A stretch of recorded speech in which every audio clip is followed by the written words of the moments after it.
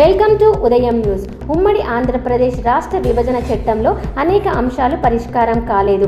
Budget కేటాయింపులో కేంద్ర ప్రభుత్వం అన్యాయం జరిగింది. పోలవరంను 45.72 మీటర్లు ఉన్నదాన్ని 41.52 మీటర్లు తాగించారు. దీనివల్ల భవిష్యత్తు ససత్మకంగా ఉన్నది. పోలవరంపై కేంద్రం నుండి స్పష్టత ఇవ్వాలి. సాధన సమితి ద్వారా కేంద్రానికి రాష్ట్రానికి ఫిర్యాదు చేస్తాం. సాధారణ ప్రాజెక్టుగా కేంద్రం నిర్ణయించడాన్ని తాము తప్పుపడుతున్నామన్న జేడీ లక్ష్మీనారాయణ. పోలవరం ప్రాజెక్టు పట్ల ప్రజలకు అవగాహన కల్పించేందుకు సాధన సమితి కృషి చేస్తుంది. చెల్లాని శ్రీనివాస్.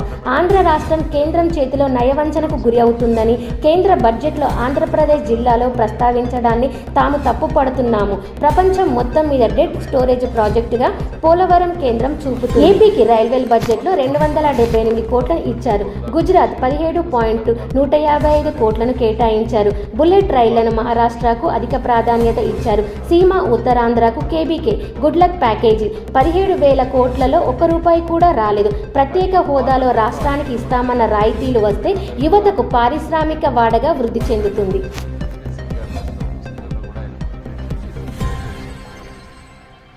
ఎక్కడా కూడా 14వ ఆర్థిక సంఘం ఏ రాష్ట్రానికి ప్రత్యేక హోదా ఇవ్వకూడదు అని ఎక్కడా కూడా వారు కేంద్ర ప్రభుత్వం అనుకుంటే ఏదైనా రాష్ట్రానికి ప్రత్యేక హోదా ఇవ్వచ్చు అని వారు చెప్పడం జరిగింది.